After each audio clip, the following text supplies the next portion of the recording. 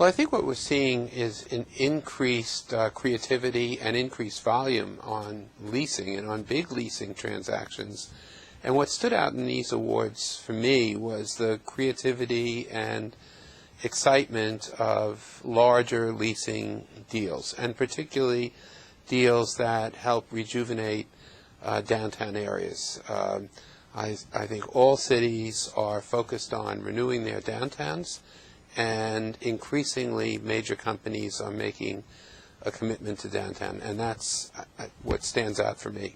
It was nice to see some variety, not people always going, or not the winners not necessarily following the easiest path or the path of least resistance. It was nice to see some people who mounted a serious challenge in a fairly difficult environment.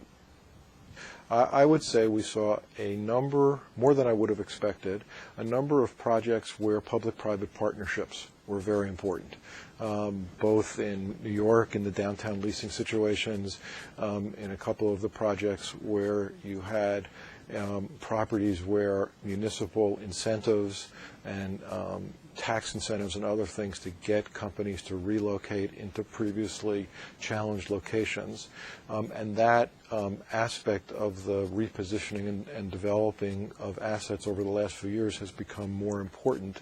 I was expecting more reinvestment in sustainability, in particularly in reinvestment in existing properties.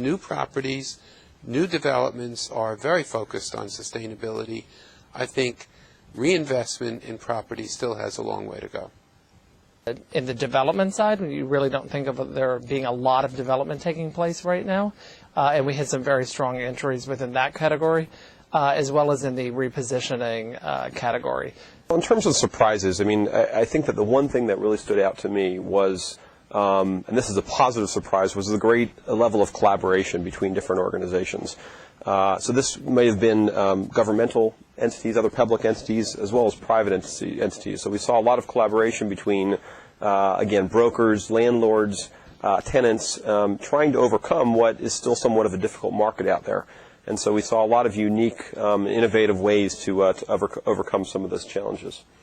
Well, I do think we see that financing is becoming more available this year in 2011 compared to 2010. Markets are loosening up, which is good for real estate.